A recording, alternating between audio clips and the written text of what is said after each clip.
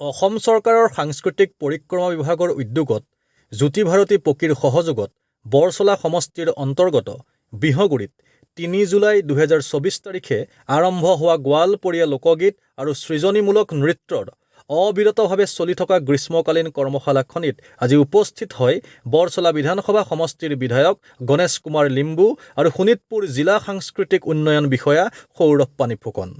কৰ্মশালাত প্ৰশিক্ষণপ্ৰাপ্ত শিশুসকলৰ লগত শৈক্ষিক দিশৰ লগতে সাংস্কৃতিক ক্ষেত্ৰখনো সামৰি সামাজিকভাৱে আগবঢ়াই নিয়াত মনস্তাত্ত্বিক দিশৰ ওপৰত দুয়োজনে মত বিনিময় কৰে।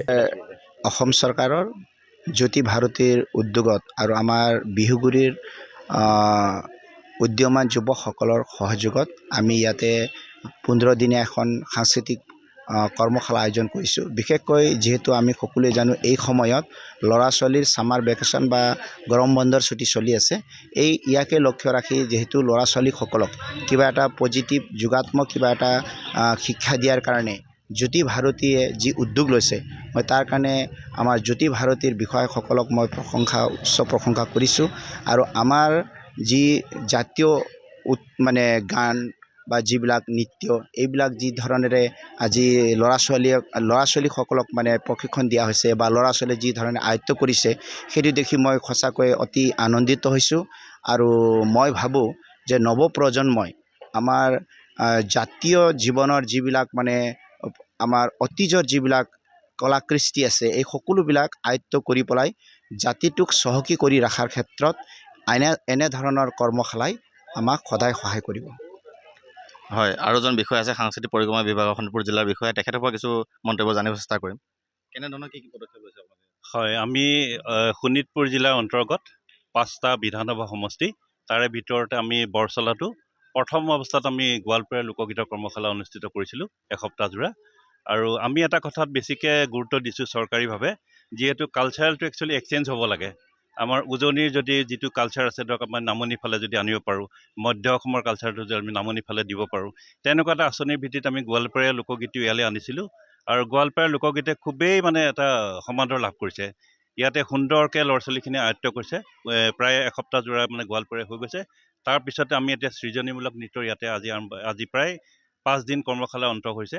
আৰু পৰহিলৈ আমি ইয়াতে সামৰণি অনুষ্ঠানটো আৰম্ভ কৰিম। আমাৰ বিধায়ক মহোদয়ে গোটেইখিনি কথা সবিস্তাৰে কৈছে। অসম চৰকাৰে এইখিনি তেখেতে সুন্দৰ পদক্ষেপ লৈছে, কিন্তু চৰকাৰে খালি আৰ্হিহে দেখাব পাৰে, বাকীখিনি ৰাইজৰ সহযোগিতা পূৰ্ণমাত্ৰা দৰকাৰ। আৰু বিধায়ক মহোদয় যিহেতু যথেষ্ট সংস্কৃতিবান লোক, তেখেতৰ প্ৰচেষ্টাত সুন্দৰ। আমি যদি 30 গৰাকী প্ৰশিক্ষাৰ্থী বিচাৰিছোঁ, ইয়াত 60 গৰাকী 100 গৰাকী ওলাইছে। গতিকে তাৰ ভিতৰত আমি বাছনি কৰিবলৈ বাধ্য হৈছোঁ। আৰু এনেধৰণে আমি ধৰক 5টা সমষ্টিতে আমাৰ চলি আছে সুন্দৰভাৱে।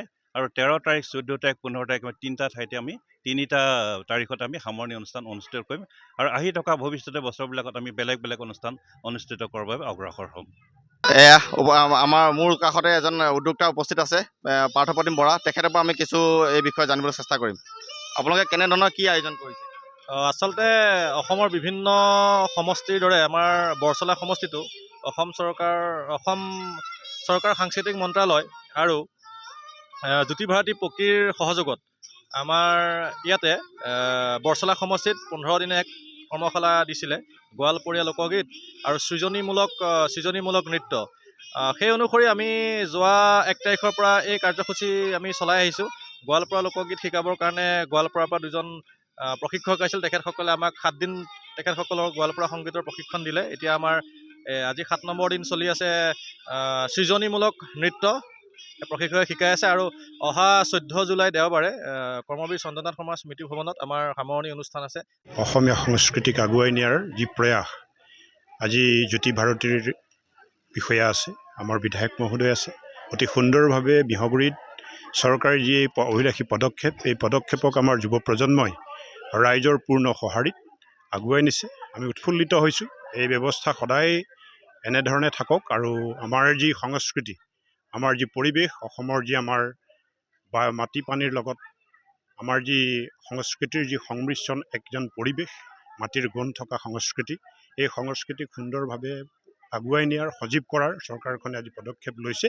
তাৰ বাবে মুখ্যমন্ত্ৰী মহোদয়ক আমি শলাগ জনাইছোঁ।